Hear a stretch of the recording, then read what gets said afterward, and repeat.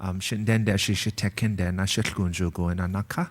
Shiji diyin ejashi tutsaltil janant as ansti. Ashi mashkande ansti. Ashi chukanade ansti.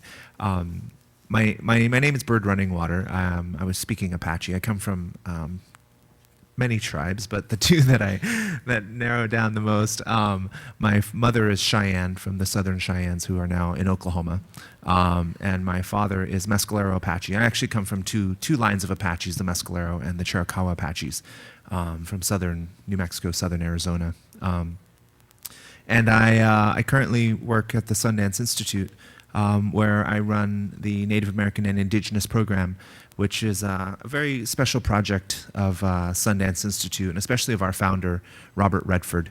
Whenever he founded the Institute about 27 years ago, he mandated that the Institute would serve Native filmmakers and Indigenous filmmakers and really help to kind of ensure that the cinematic landscape presented their voices as well on film. So it's basically my job to carry out that idea, and in doing so, what I do is I travel, throughout a lot of territories and reservations and communities, and in the U.S., in Canada, Australia, New Zealand, throughout the Pacific, Mexico, going into Latin America, just really looking for filmmakers and people who are telling stories to see if there's any way that we can support the projects that they're doing. And most often they're working in documentary, in short film, and feature films. And so I feel really fortunate to be able to visit communities such as yours and to be hosted so wonderfully and to be welcomed so wonderfully. So I wanted to thank the Aucoin people for allowing me to be here and to be on your land. So yeah, thank you. We kind of have a very loose format today. I wanted each of our panelists to I want them to go down the line and introduce themselves to you and to myself, and then we'll basically just kind of explore a few I just have a few big ideas and big questions about, how something, modern and technical like filmmaking could really intersect with oral traditions, that it eventually ends up on like a screen like this behind us. What are those steps, and what are the protocols that I think that many of our filmmakers need to create in order for that to happen. So we'll start with Duane. Sheeshbird.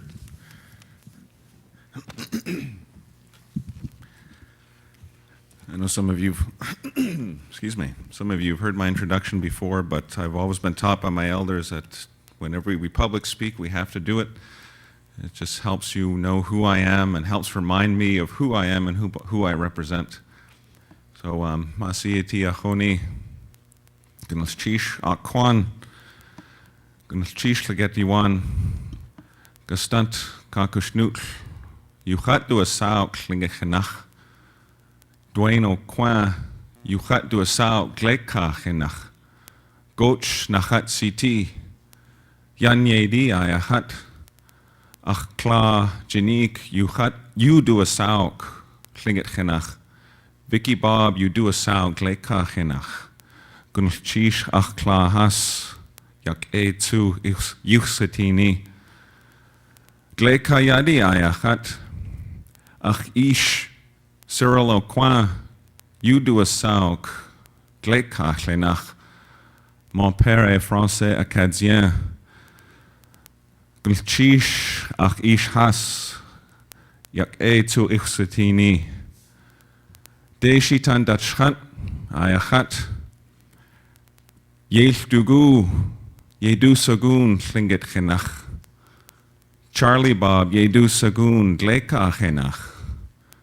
Glchish ach lilgu has yak tu ichsatini.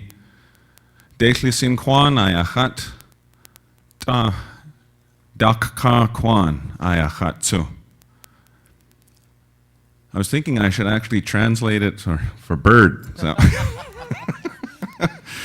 you're going to know Tlingit by the time you go back to LA.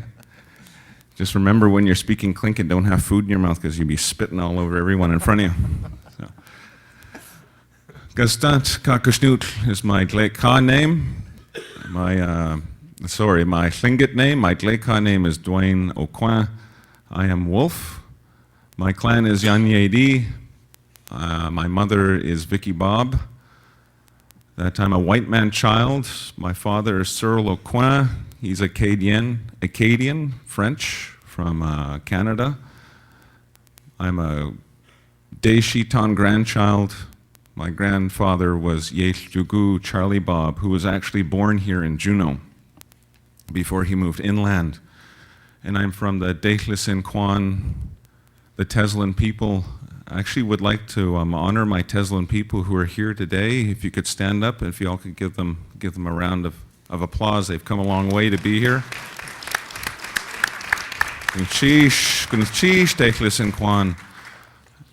And also said that I was Dakka Kwan too. I'm also from the Dakka Nation. So would those from Carcross and Atlin also please stand up and please give them a round of applause to acknowledge them. Gunafchish Dakka Kwan, Achone Tlingit. So yeah, I grew up most of my life in Canada. We call it Bill C-31. So you Canadians know what I'm talking about.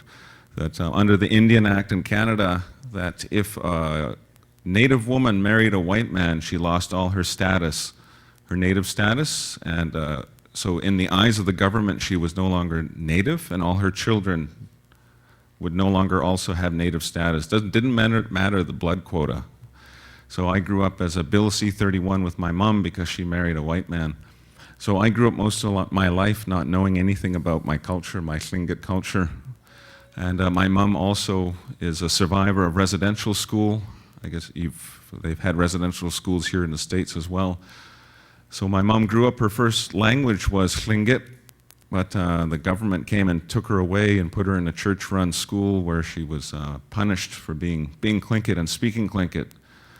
So at that time, she had lost a lot of her language, but luckily when she got home, one of my great-grandmothers, Nina Johnston, she helped teach my mother again her language and the Hakustiyi, and help remind her of who she was.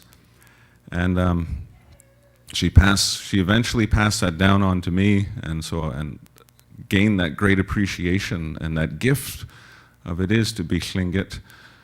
And I think it's a gift to be proud of no matter who you are, and to celebrate that no matter where you come from and where your heritage is from, because it's all gifts from the Kian Kau. So I moved back to Teslin and started working with my people, and then eventually they trained me as the lead singer-drummer of our dance group, the Deslin Kwan Dancers. And from there I got into theater, my Raven sister down there, Tsint, Sharon Shorty. She helped get me into theater. And I always told her I would get her back. Karma gets her back. And just recently I got her into politics. So she's been dragged into Indian politics. So. Took me 13 years, but I got you back. So. And from there I moved down to Vancouver and started getting into film. A lot of my friends were into film. One of the sisters of one of our people here today, Shirley McLean from Carcross, and Gord Lovren from Atlin, and Carol Geddes from Teslin, and George Henry from Teslin. We got a lot of filmmakers in the inland Tlingits, and so I had a lot of trainers that I could mentor under. And so it's a new way of bringing our stories to our people in a wider sense. At the beginning of my career, maybe I was a little looser with not following protocol, but I think that's a learning process that we're all going through. That as we learn the customs and protocol more, the more we understand the importance of it and following it. So in my latest production, the part of the production was doing a reenactment of the Raven Stealing the Sun story. But before I did that, I went to our Raven clan leader, Jisku, the Kokatan Kashadahani, my Akhsani, Jimmy Johnson, and I asked him permission to be able to tell the story, to follow proper protocol. And he was like, I want to hear the story first. And I'm like, oh, God, here it comes. So I told him the story in English. And after I was done, I'm just sitting there sweating bullets. And just expecting to hear it's no good. But he sat there and he was just nodding his head, and then he told me, that is exactly how I heard that story as a little boy. And so that just proved to me that I know it's sad when our elders pass away, but I'm not one of those believers that some people say that, oh, that it's sad because they took all that wisdom and knowledge with them. That wisdom and knowledge didn't belong to them. That wisdom and knowledge belonged to the Kian Kau, and it's still out there. And it's up to us artists to open our ears, to open our hearts, so that we can hear these stories again, and we can channel them back to you, our people. And it's a serious obligation that we have as artists to bring this culture back and to listen to our elders and follow our protocol. And I think it's happening, and we see it happening. I see with all our people here today, all our elders and our clan leaders, is that it is coming back. Slowly but surely. We're going to make mistakes. The one thing our elders in the Yukon talked about, we had an elders gathering in 2006 for the Dakka elders, and they said, we have to start teaching our young people. They have to start listening. But they said, us too as elders, we can't be so hard on them. We have to tell them in a good way when they make mistakes, but we have to tell them, but we shouldn't knock them down. And so I'm lucky to have many elders who have told me in a good way when I'm doing things that I shouldn't be, and to help correct me so that I can get to a place where I am doing things and following proper protocol. And it's an honor to sit here today with all my fellow panelists and filmmakers. And,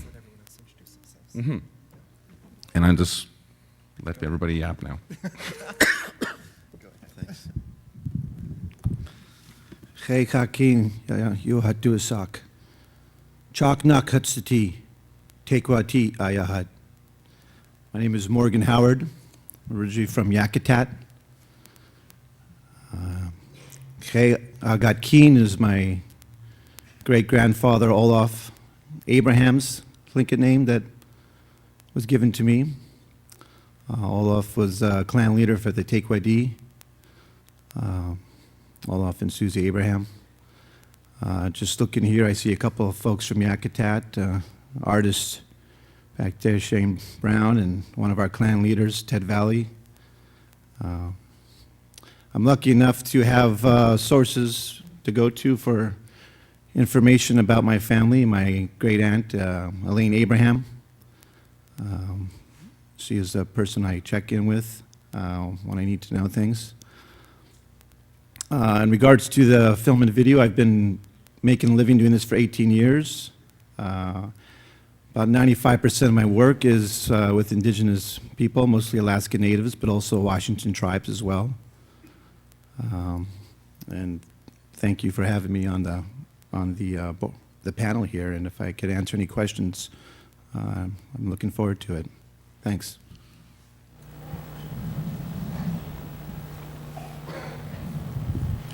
My name is Caryl McConkie, and I work for the Alaska Office of Economic Development. And I'm very pleased to be here with all these wonderfully creative people. And I think that that's probably the best part of my job. I work with film and tourism industry people who are very creative, and it gives me an opportunity to rub shoulders with them. My role here on the panel is to talk about the State of Alaska's new film production incentive program, and I want to talk about a little bit about the program today, answer your questions, but mostly be able to begin a discussion on how we can use this program to really benefit Alaskans and help them to be able to tell their stories and be able to tell their stories here in Alaska through increased film production in Alaska. And I also want to just talk a little bit about the power of your voices and being able to make changes in government and be able to bring about programs like the tax incentive program that can help with with not only telling our creative stories, but also help our communities and bring economic activity to our communities. Cool. Well, I just wanted to kind of throw out kind of some big questions, and Duane kind of started in on that with this idea of kind of like how you translate, or how you go about kind of approaching a traditional story on film. One of the trends that I see, I work with about roughly about between 60 and 100 filmmakers on different projects, each individual projects, and they're all in different countries, and they all come from different tribal nations and indigenous communities, and it's always, they have a lot of passion that's really ultimately driving them to want to tell a particular story, and there have been times when we've had to pull the plug on projects because in one particular community, the medicine men objected to a film being made, and so they told the filmmaker that if he did make it, that he would probably harm himself and his family. And so, it was my job within, the structure that I work in within a non-native arts institution, to try to communicate that after so much investment, that we had to, basically pull the plug on a really wonderful project that would eventually have kind of spiritual harm. And so, there are these dimensions, I feel like, to our work spiritually and culturally that we're constantly facing as we interface with government institutions and with so much of the world that has kind of grown up around us.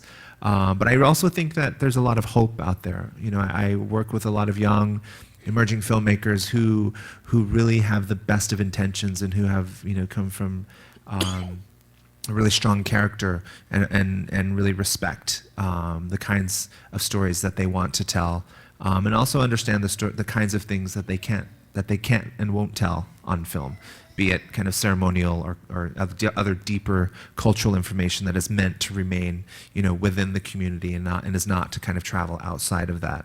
So there's a lot of variables, I think, to the equation of filmmaking that so many indigenous filmmakers walk upon on a daily basis and think about constantly, and am I being respectful, and am I doing this appropriately, and is this going to hurt me or anyone down the road?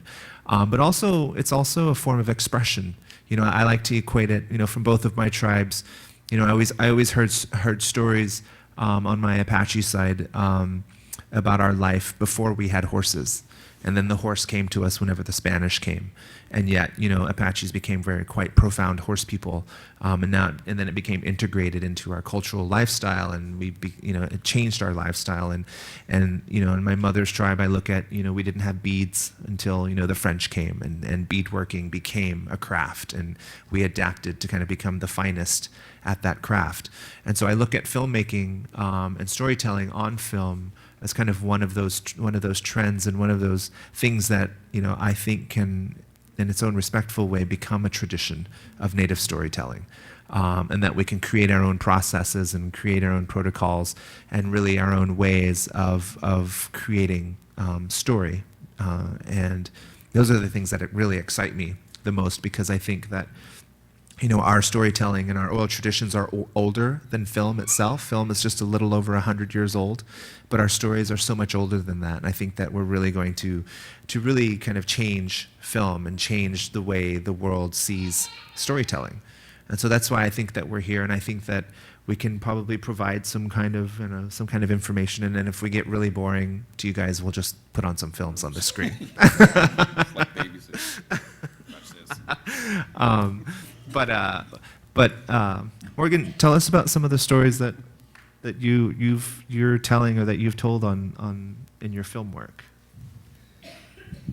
Well, a lot of the work I do is contracted work for Native corporations, and I do incorporate a lot of the culture. The corporations themselves like to incorporate lots of the culture, and I'll use stories such as the box of daylight I used in a film recently, and used it as a metaphor for what the corporation was trying to do, which I thought, was in line enough. Of course, some of the stories, many of the stories are metaphors, and they're telling a deeper, they're trying to convey a deeper message with the top story.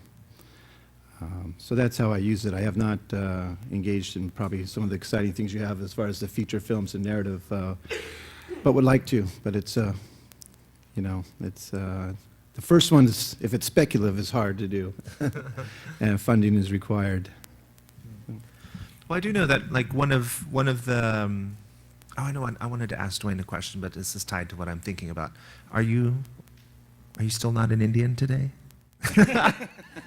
Because of the status question? No, I've got my status card, so.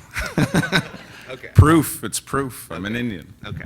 Well, I just know that there's like, with our modern lives are so kind of like overlaid with so much, bureaucratic kind of stuff, and where my mother's tribe is in Oklahoma, they disbanded the reservations kind of like in the late 1800s and kind of opened the land for white settlement and kept small parcels for distribution amongst all the different tribes. And so as a result, today there's no formal reservations in New Mexico, but there is technically Indian land, and it's land that's held in trust, but it's not contiguous. And so one of the things that I've been working with a native producer, Chad Burris, who's Chickasaw out of Oklahoma, and with the Oklahoma Film Commission, is to pass some tax credit legislation that gives tax credits to people who want to shoot film, and if they shoot on Indian land, then they can, basically get kind of like, a certain percentage of their budget credited and taxed and or back from the state government. And I just wondered if here in Alaska, I know the situation is different. Forgive me for not knowing my public policy, but are there reservations? Are there Indian land? And is there some kind of tax credit that could happen for shooting on Indian lands? Probably not. I'm not sure if I want to be the person to talk about specific. What I can talk about is the Alaska Film Incentive Program and how our structure works. About a year ago, we had a group of our film industry people who were interested in creating a tax credit program here in the state of Alaska, getting a little bit tired of hearing Alaska stories or watching Alaska stories be filmed out of state and told by other people and other filmmakers, and wanting an opportunity to bring those stories and films back to Alaska. And because so many of the other states had tax credit programs, we were at a great disadvantage of being able to compete with those programs. And so our film industry, our members of citizens, members of the public, and got together with Kate Tessar, I have to mention her, who is in the audience, and who dedicated a lot of her personal time to be able to bring this program about, worked with Senator Johnny Ellis, and I did want to, just in terms of being able to bring about a program in a very short period of time that would bring this incentive to the state. In relation to what our program offers, we have a very competitive program which would bring up to 44%, would be able to allow a producer to claim a tax credit, a transferable tax credit of up to 44% of the expenditures made in Alaska. And the way that they could be able to get that tax credit would be for 30% on their base expenditures in the state, and then 10%, an additional 10% if the production were to come to Alaska and hire Alaskans, and then an additional 2% if they were to film in rural areas. And that's where it answers your question, because most of our rural areas are where we have a couple of different, we have economically distressed areas where we've got a downturn in industry, high unemployment, and a real need to have more economic development in these areas. And so they can claim an additional 2% for filming in rural areas, and then an additional 2% for filming between April and March of each year. In April, between October and April of each year. So we feel like we have a very competitive program, and what we want to do, we really, the most important thing is, people sometimes get all caught up in the glitz and glamour of movies and filmmaking, and what we know is that we have so many wonderful stories here to tell in the state. And what we want to do is make sure that Alaskans have an opportunity to participate in this program, that either through veteran filmmakers or through budding filmmakers that are waiting and ready to be trained. We want to be able to have this program make a difference to them. Okay. Wow. I know that in the state of New Mexico, they also have a particular tax credits and training programs that Lisa Strout, my friend, runs, and they have developed kind of specific strands for supporting Latino filmmakers and Native American filmmakers. And there's a film coming forward that's going to be premiering at Tribeca Film Festival called Shimasani that one of my filmmakers made called Black Horse Low, and it's a really beautiful film, kind of set around 1932, that he was telling one of his grandmother's stories when her sister kept running, had been sent off to boarding school and kept running away and coming back home to her and her grandmother. And she wished that she could switch places with her sister and instead be the one to go to school, which I thought was kind of a really interesting story. And so he made a little short film about that, the tax credit program in New Mexico supported, almost to the tune of, I think, like $50,000 or something, which is great. One of the things I was also thinking about was, the way that we work at Sundance. I've been working with an Alaska Native filmmaker named Andrew Okpeaha MacLean, who's an Upiaq from Barrow, way up in the north. And he's a young filmmaker that I came across because he submitted some of his early film work to our film festival. And so we brought him on board through our native fellowship, and we started supporting him on the development of a short film that he was interested in exploring. He had a larger feature film idea, but he was really interested in exploring this idea of what would you call it? Like traditional, really kind of traditional law. And so what he ended up doing is he ended up making a short film about a seal hunter who's riding out on the tundra and sees two men fighting in the distance, and he sees one man kill the other one.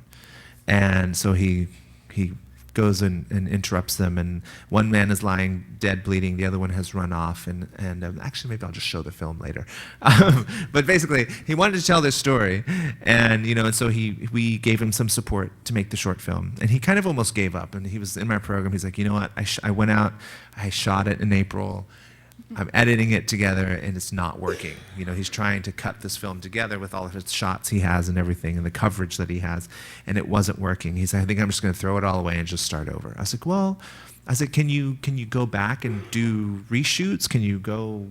But the thing was, he was flying all of his crew in from New York City, where he went to film school. It was costing him thousands of dollars. He was shooting on 35 millimeter film, anamorphic. They had someone on bear patrol watching to make sure that no polar bears would attack their set while they were shooting. They had to keep the fake blood, tucked under their arm so that it wouldn't freeze because it was shot out on the tundra.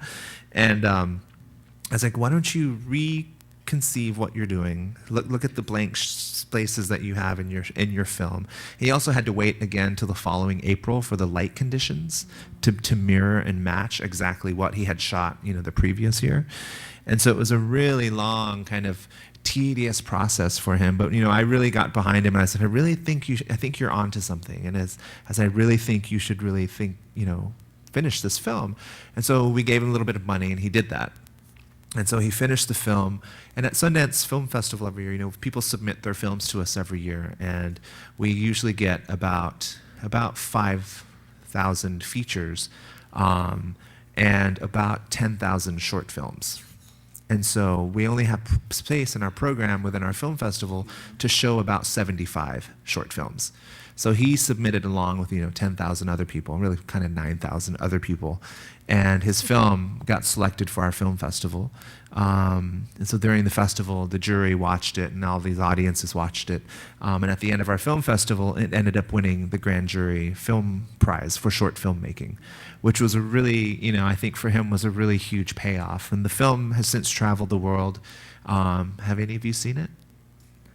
Yeah, you have. It's called Sikumi, which means on the ice in Inupiaq, and it's a really beautiful visual film, and it's a film that kind of explores issues that I think are familiar, I think, from a community context, but really kind of translate well cinematically in terms of cinema language. And then his last kind of push, which he didn't tell me until the last minute, I could have really helped him with this, was the film was shortlisted for the Oscars, which basically means the Academy selects, 10 films, which are the final films that the Academy watches and views, and then the Academy membership picks 4 films as finalists, 4 or 5, I can't remember, maybe 6. And he didn't tell anyone because he was too afraid that it wasn't going to make it.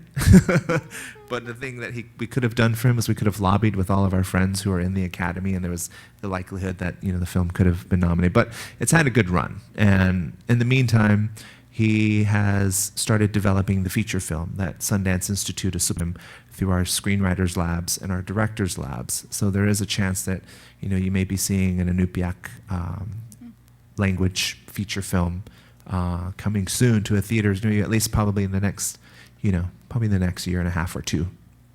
So I just kind of wanted to kind of give that context and explain to you kind of what it is that we do. Do you want to see the film?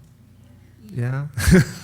Why don't I go ahead and put it on, and we'll see if we can get this to work. Okay. Bird, while you're setting it up, would you, for anybody in the audience who wants to know, how do you apply to go to one of the labs, or what's the first step if there's somebody in the audience who's got some great There's a bunch of them. film in their mind, or film? Yeah. Basically, the point of engagement where we can help the most is if you have a draft, either a draft of a feature film script, like you've at least written one draft, a full complete draft, or either a draft of a you can keep letting it play, or a draft of a short film script. So we really kind of start at the script stage. Right now we're selecting things for our Native Fellowship, and through the Native Fellowship we can take work that's a bit earlier in the process. A lot of times feature scripts that get selected for our feature film program, we're looking at material from around the world, so the work really has to compete with scripts coming in from around the world. And so a lot of those drafts are sometimes more in the second, third draft. They're kind of one step away from becoming a final draft where you're going to go out and shoot. And so usually you have to have a script. And for our documentary film program, they have a much more kind of a broader range of when they can support. So a lot of times we'll fund what's called the research and development phase, where you have kind of a write-up of a documentary that you want to make, but you don't yet know the full story, so you can kind of provide the whole context and apply for a budget of maybe like $10,000, and we can fund the research and development for you to go out to do some test shooting, to find your characters, to really refine your story, and then you can come back to the doc fund with a full developed story and a package, and to say this film's going to cost me, $200,000 to $400,000 to make, and our doc fund will put in some of the money. We don't fund 100%, but usually most of the money. And so those are kind of the 2 ways that we can really kind of engage. Okay, we're going to push play and see if this works. Wait, oh yeah.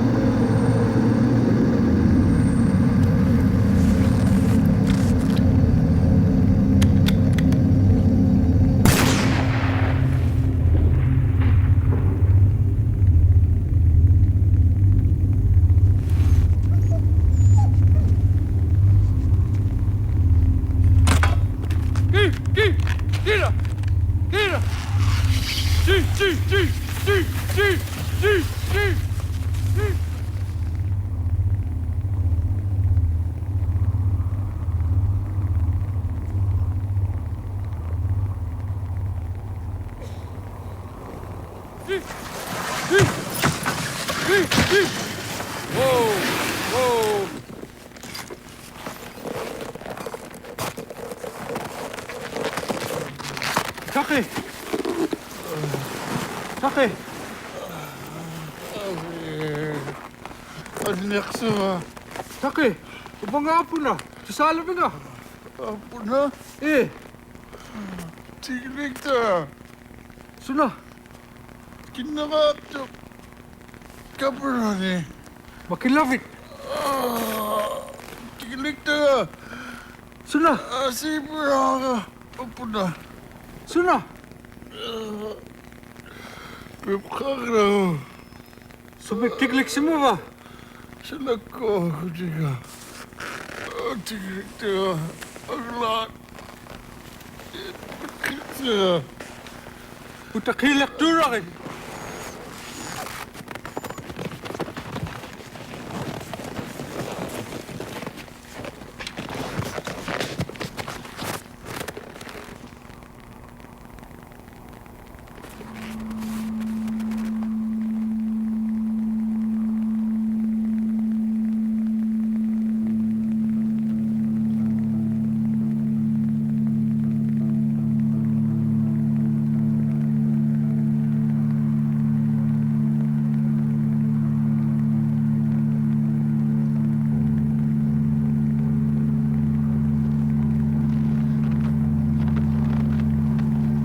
Mekha!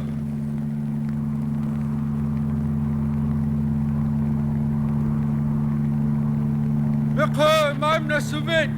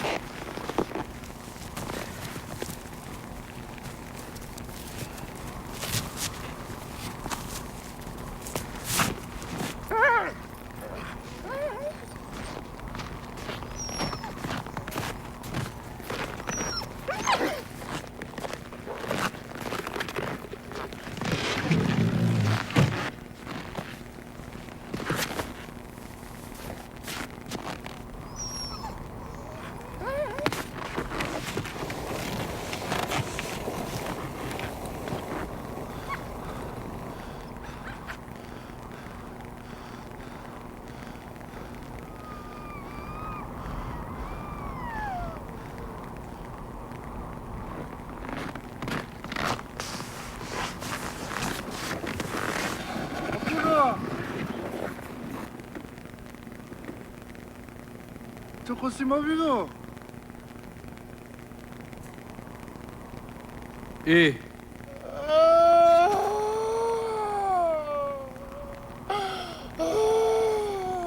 Dobra! Pachi sawit siya. Ami.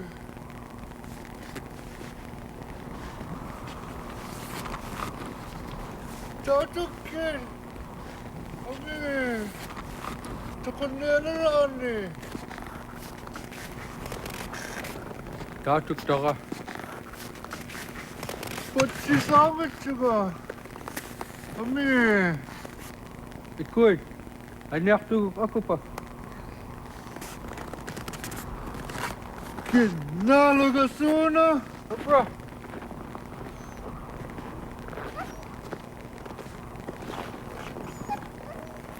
Aluk ako pa.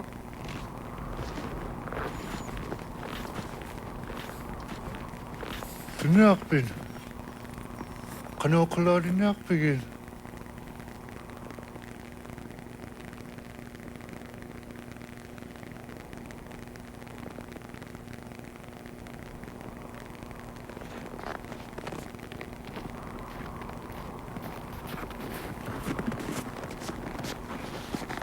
Brother Billy. Net kako. Wat kuti mo na kikpuk. Tayo na pigom nagtuna nga. Wat kuti mo na kikpuk, sabi nga. Eh, sagik pin. Sunak pin. Sure.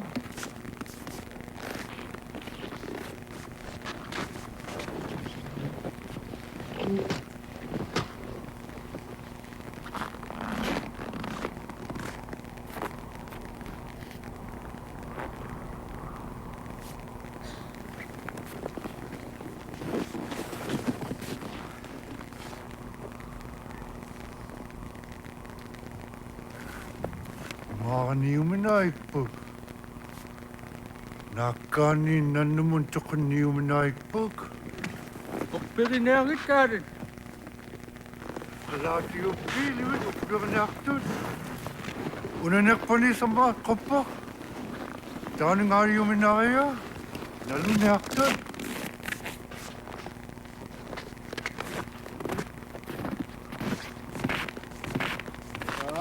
Pilate ke balok tu. Di kayong nga po na. Awalat kating ma. Narakak to. Ino ka na ya. Kaya nakakami ang agtak. Undak suklik, pin kanya na ikag. Ang alat ako mirani. Ang una ako tinaya.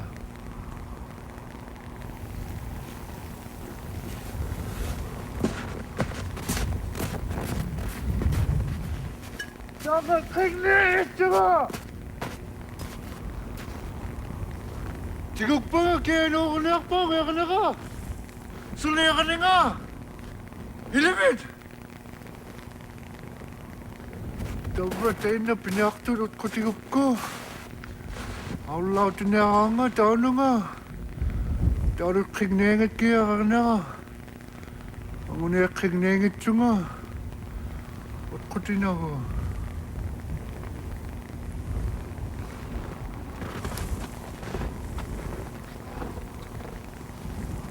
Unet ka, piyo mo na kitin.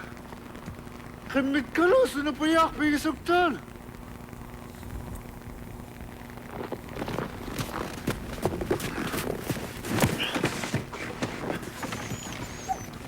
The brother fell through that pin.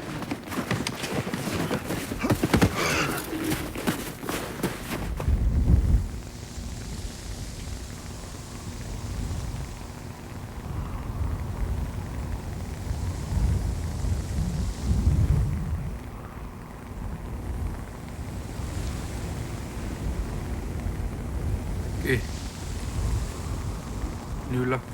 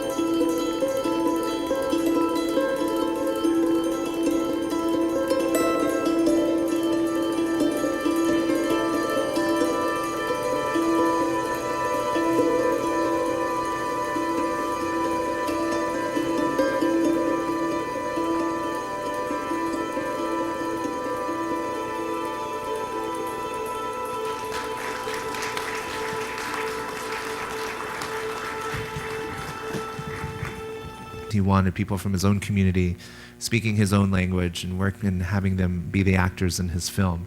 And so that's what he did. I think one of the main guy who's the knife man, the killer, is fluent, and the others kind of have moderate kind of full fluency.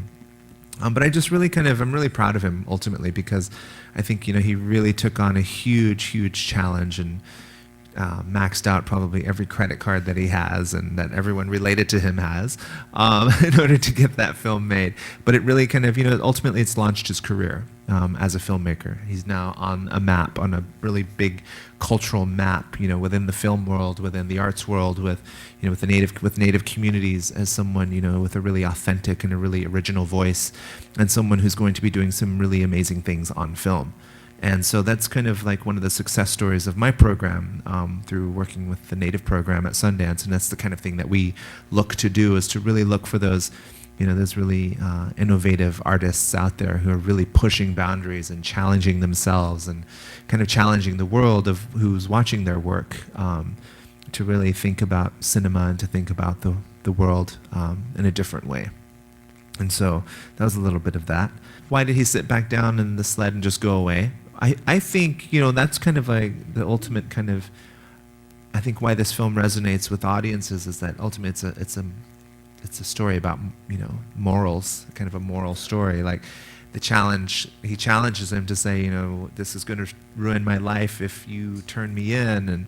And he's trying to convince the other guy that he should, conspire with him. But in the end, I think his own truth kind of rings true, where he realizes he has to go and he has to face the consequences. He took ownership of, was accountable for his actions and decided to kind of take the punishment, I guess, which is a story that that I'm a big fan of as a part of this story, in terms of kind of looking at our own responsibilities within for our actions, for the lives that we live.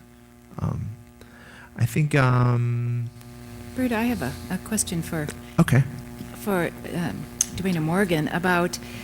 So Andrew went to film school and got a lot of skills and ideas. And what about the two of you in terms of film school and how you learned the craft that you know?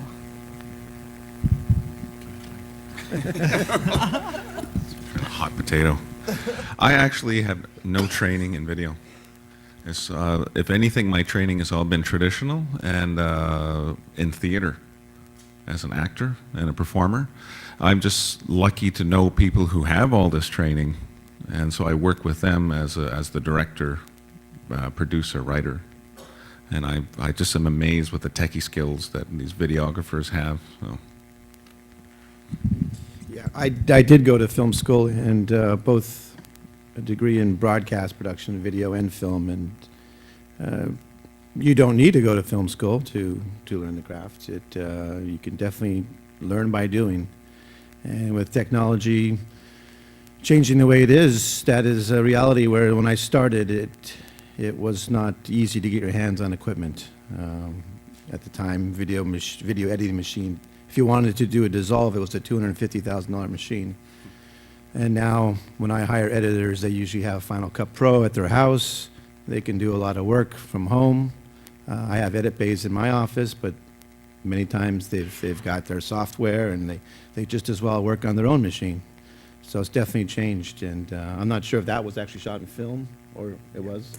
Well, that's still expensive, so I can see why it cost them so much. And then I have a question for Caryl. So, if you live in Hoonah or one of the villages in Southeast, and you're really interested in trying to begin to learn some of these skills, and as Morgan said, the technology end of it is changing pretty quickly, and are there opportunities that you know of so that young people can start to learn the skills that could give them some fire and inspiration? Well, this is my favorite part to talk about because, in fact, one of the things, because we have such a small office, one of the things that we really depend on is finding out who's out there providing this training and who's got these great ideas that can help our young people and adults be able to participate in this industry. My daughter-in-law is in Salt Lake City, and she actually got into she had an introduction into the industry because some producers came to her door and knocked on her door and wanted to use their apartment in their film. And she said, okay, and can I help? And suddenly she became a production assistant. But that could happen here. And we've got lots of opportunities and hopefully new opportunities where people are going to be coming into your communities and are going to be bringing business your way. And there's all kinds of ideas out there of how to start preparing people. Our idea today had been, Annie's idea today had been to actually bring one of our filmmakers to do a workshop, a hands-on workshop. And while it didn't work out time-wise for this conference, we are very interested in finding out who amongst you are interested in doing a full-day filmmaking workshop. And I've actually brought a sign-up sheet over by the water cooler that if you're interested in doing this kind of workshop, that we could contact you later on and let you know. We know filmmakers at the state. We're not filmmakers ourselves, but we know them. And we do have some resources where we might be able to bring them to you, maybe a central location, and maybe join with others to partner in providing travel scholarships, maybe through Native organizations. Sometimes we're able to help.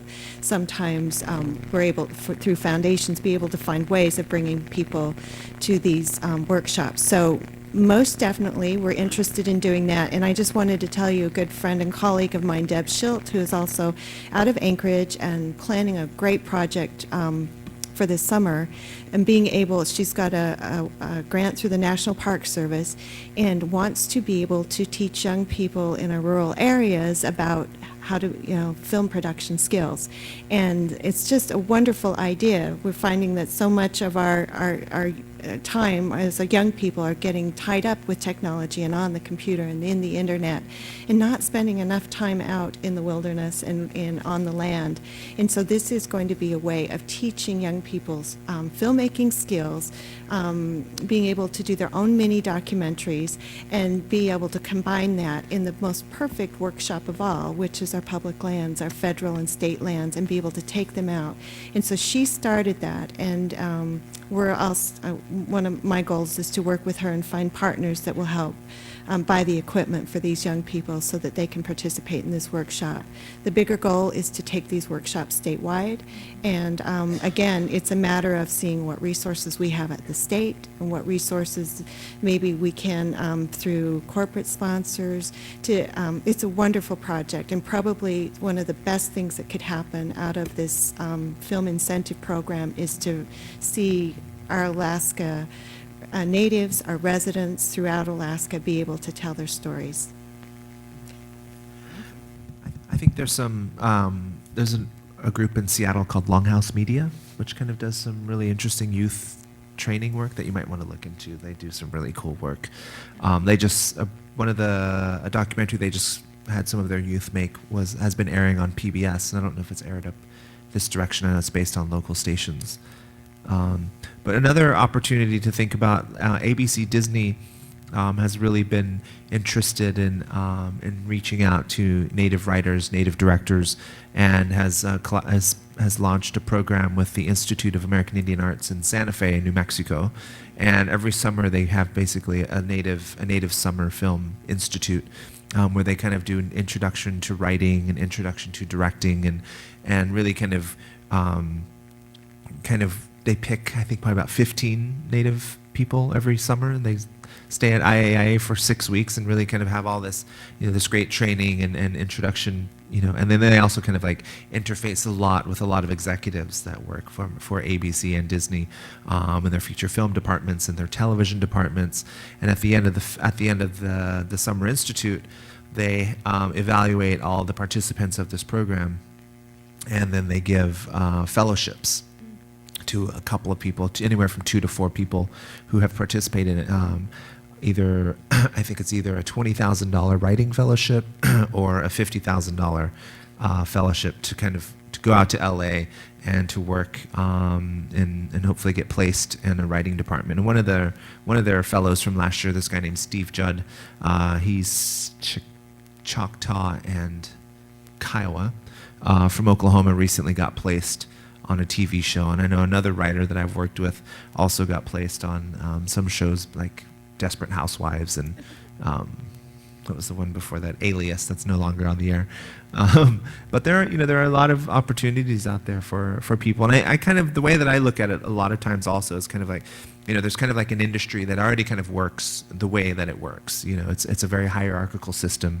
You kind of have to earn your stripes. You have to start at the bottom and kind of work your way up.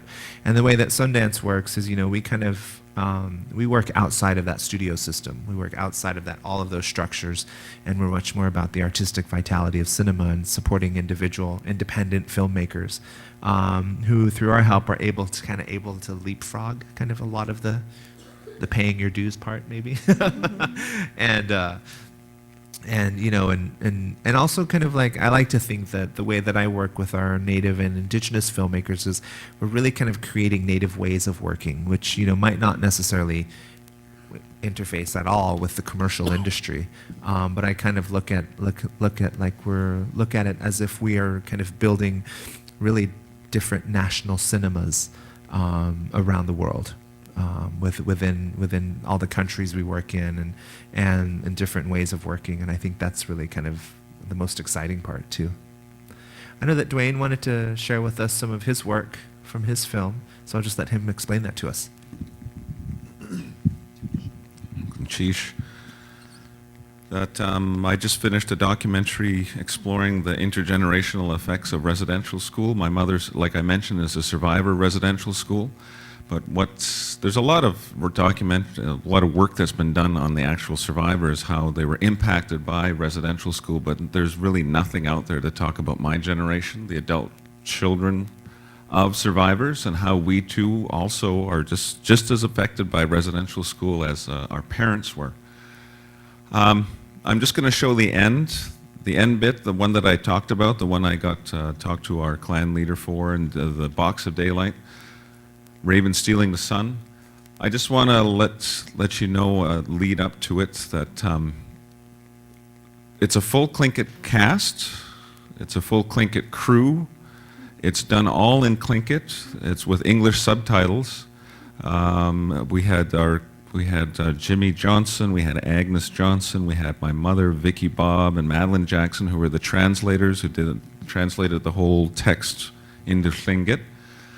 And it's filmed in Tlingit territory, and up in Teslin, Yukon, and we did it outside. So I'm just gonna hit play, and we can watch it. If you want to see the whole film, you got to come to my 10 a.m. workshop tomorrow.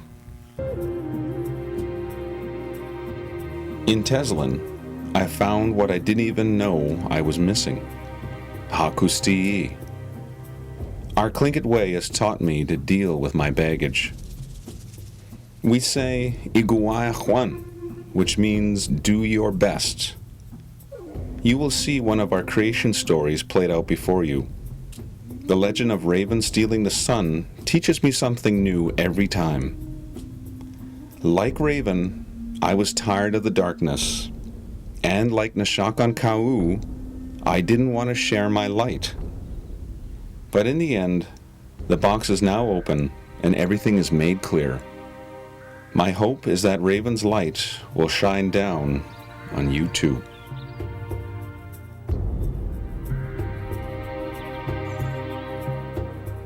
Shokwanach, Jes Kugamji Gate, Klil Gagan, Ka Klil Dis, Ka Klil Kusti Kutlanaha, Che Hiyak Tuj Yak Siti, Ye Kiji Yak.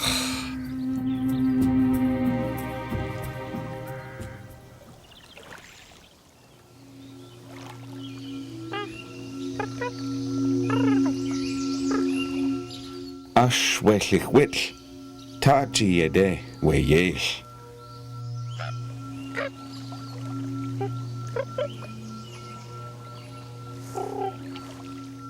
Khan gagane te ultzin.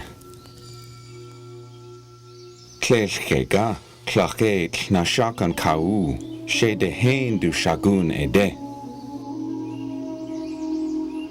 Du shawede yek sugenge, du sik ko o klegenej, ka du gohu.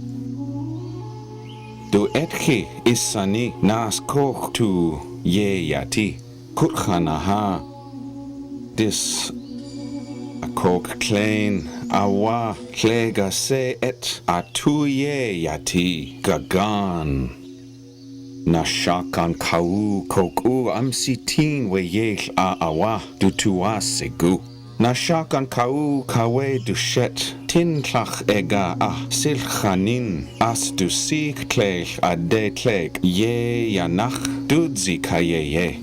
We du gohu khan du kench hin kach as du sik jeyis. We yech du jega wuti aga awe as. Tach al-i shwudle, yech aga awe hin tin, wududzi in. We hastu sik klicha west in, we hin amdinayi, we as tach al-i in. Gushukyagi kaua, kumzi ti dukanayi, yach.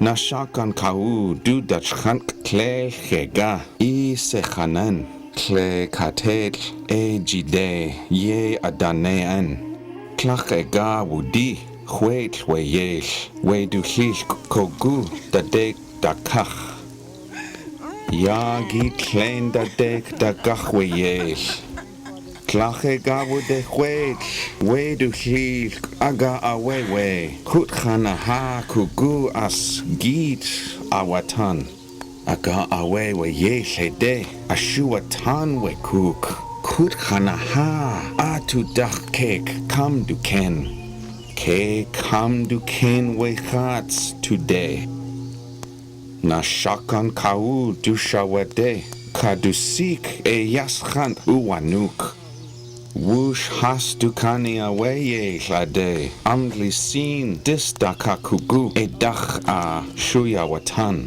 we dis a du dach we de kain we du kohuch hede shutan nashakan kau kauch jage ga ke ashach klech awatlak thudakat ko ayach siti we kashan du dachkhant kheyis khant Uwanuk we dis ka kukhanaha kutashawati we ye kiltuin wuti jaska gan ku awe du to wasagu nashakan kau ashji ayam klisik klach ega du jeshagune ye yati just we gagag dakakok ash to wasagu du to wu gachlak e Klech des anachua kadagach Gadagach, gadagach, gadagach. Klech dukat has touch, has uajak, ade has wudi chwe. Mayuk dia dujim, klechish, yuk daya, shukshe, aga awe, gaganda kakok, ach awe shat gande, ajiwanak, gagenach awe hede, ashuatan we gagan gande, ajiwunak. Kenachich aga awe at kamdigan, gagan klech tekat, at ayanach kamdigan. Ade de tuwu yak iye yan at sine iye telte kat awe yesh. Na shakan kau yesh sitin masakuanuk kud awe awa ge at du tuwu yanik. Du kutkanaha kadu disi kadu dagagan. Klach egadu tuwu yanik dudachkan ge kut awe ge. Aga awe dukat kamdiga wes ina. Gagan od anyench gage. Giden yak dudaya kush shushige.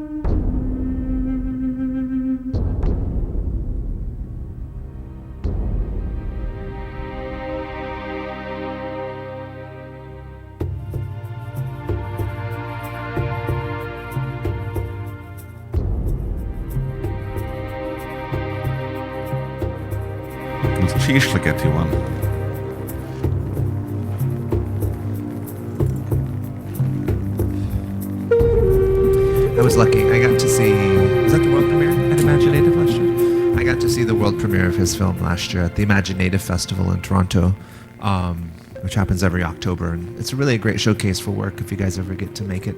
Anyone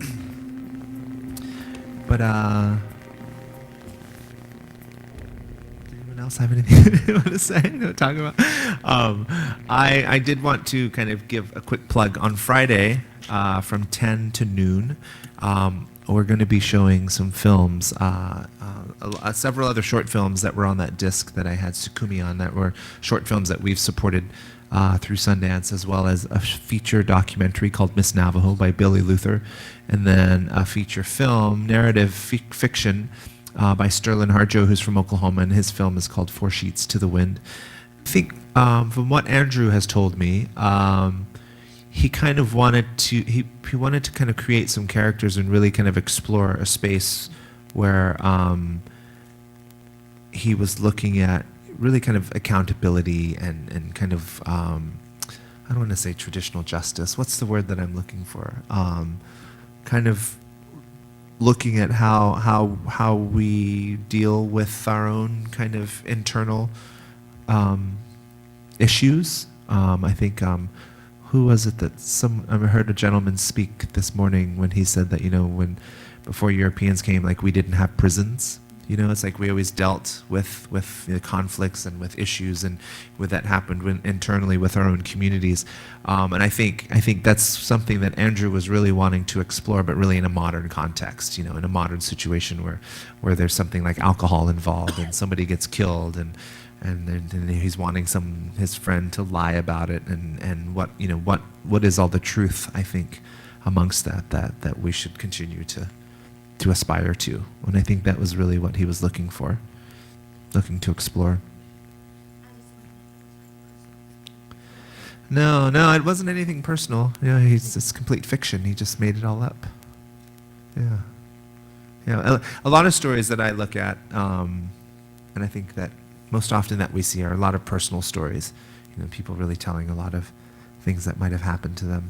I was just going to say, to follow up on that comment, Deborah Schilt, who I was talking about, the idea for her project came after talking to some young people in one of the villages, but also with this idea that there is a real compelling need to be able to tell these stories and help people through the current media, digital media, or through the film and video media, to be able to help people preserve stories and connect to their communities. And so we're hoping that we will be able to, through the workshops that she's planning and through some of the others. I also wanted to mention that everybody has a piece in this, and another workshop that we're planning is a screenwriting workshop. My colleague Mary Kotsky up in Anchorage has invited one of our own screenwriters, writers, Dave Hunsaker, who is here with us in the audience. And in April,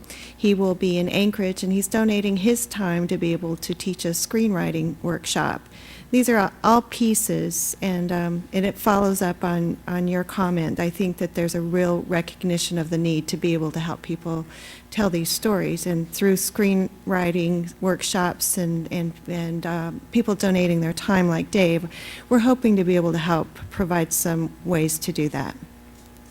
And if people are, like I said, are interested not only on the film incentive program, I do have a handout where you can get more information, and also a sheet to sign up for workshops. In relation to your words and into that first short that we showed as well, that taking ownership and talking about our healing journey, that documentary, it's entitled My Own Private Lower Post, the one that I'm going to be showing tomorrow at 10. My mother was able to take ownership because she brought home with her all the programming that she received from Lower Post, which is the Catholic residential school up in the Yukon. So she brought that home with her. She didn't know how to parent because she was never taught how to parent in these schools. And so she did her best with me, but she didn't know how to be a parent. And it was very hard for her, it's very hard for a parent to be able to sit down with their child and be able to say, I messed up. But my mother had that strength to be able to sit down with me and tell and hear what I needed to say to her in a good way, that I love you, Mom, but this is what I went through as a child. But my mom had that strength to be able to take ownership of that and say, yes, I messed up, and I'm sorry. I'm lucky with my mother, I got to hear those words from her. But that gave me the strength to be able to tell my kids, they're not my biological kids, but I raised them. That gave me the strength to be able to sit down with them and tell them, this is what got me to where I am today. Yes, I messed up with you as well. And yes, I too am sorry. So I was able to take ownership of my own actions as well. And I look at them, and then with their kids that they're raising, they're doing such a better job than I did and than my mom did. So the healing is happening in the generations. It's a domino effect of suffering that was started in residential school. There's that domino effect of healing that's beginning within our people as well. And we're doing it ourselves. And that's one of the reasons I use that Raven Stealing the Sun story, because it's our culture, it's our way, it's our hakusti'i. That's where we're going to find our answers, and that's where we're going to find our healing. So I'm going to sheesh for your words, and I hope to see you tomorrow at 10.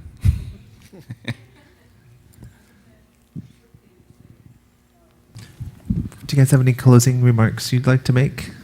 Any encouragements or words of wisdom or challenges or fashion advice? Maybe? No fashion advice. In the spirit of the Clan Conference, there's many issues. For me, I've been doing this for so long, I haven't really had folks to talk to about it. To talk to Duane, I guess. There's a lot of issues that I got to deal with in regards to intellectual property protocol. I've over the years come up with my own guidelines about, when can I show something and who do I seek permission from. Music and what I do is a tough one. Sometimes I want to motivate the audience, but I don't want to use indigenous music, and I don't want to use anything. And just recently, I saw the Smithsonian took a video. It's on their website, and it's actually a canoe that was donated to the museum, carved by Doug Chilton, who I saw here earlier today, and Sonny Grant was involved. And they did a video of it, and throughout it they used pan flute. And that, that kind of bothers me a little bit, because, pan flute is not really, it kind of connotates another group, not necessarily our group, and people have enough time distinguishing us all apart. So it's little things like that I appreciate folks who take the time to learn when they tell our story, and of course some people do a very good job, very respectful, and then sometimes you, out of convenience, run out of time, and then they just put pan flute in. So there's lots of issues like that as we move forward. The Clan Conference is, I think, a good place to talk about issues like that with Indigenous film, because it is a great storytelling medium, and I think it fits our culture well. I really do. Oral history, oral culture, some of the stories are better heard than written, read. They're not really, that's not what they're for. They're for to be told and to be heard by an audience. And we can present it, we can capture it. It's a great medium, and I hope to see more young folks come up. Thanks for having me.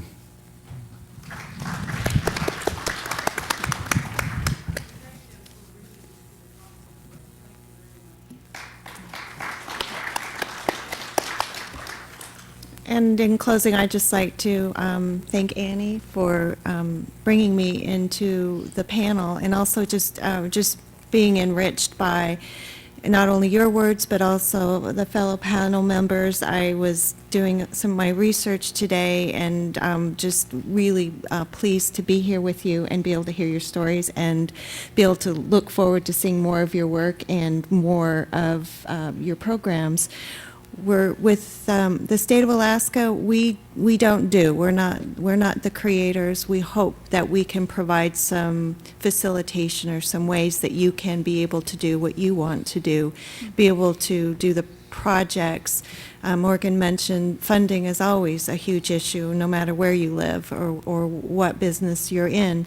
But hopefully with the film incentive, film production incentive program, that's one piece. It doesn't solve all of the funding piece, but it does encourage, be able to provide some additional resources to help filmmakers make their films, and also to encourage Alaskans to be part of an industry that can be not only rewarding and hopefully a career, but also be able to introduce new skills into their communities.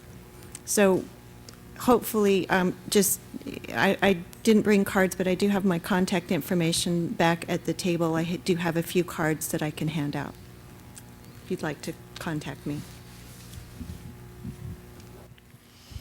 I want to thank everybody for coming and invite you back again in 2 years. Whether we're going to be in the Yukon, or we're going to be in Ketchikan, or we're going to be in Sitka or Hoonah, or wherever it is decided. Because I think this is the beginning of what will be a whole series of Clan Conference sessions on Indigenous filmmaking. And we're going to have more people on the panel next time. So thank you. Sheesh. I just noticed we look like Tlingit bookends. We're almost got the same vests. So, there we go. Thank you for all of the panelists, and it's been an honor sitting here today, and I look forward to screening my film tomorrow and meeting more of you wonderful people. So, sheesh. You gotta...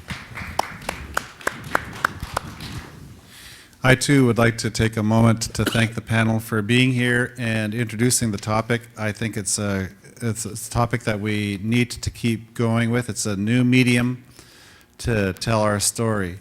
There's many different types of genres that we can speak about that is our story. The migration stories is a whole area.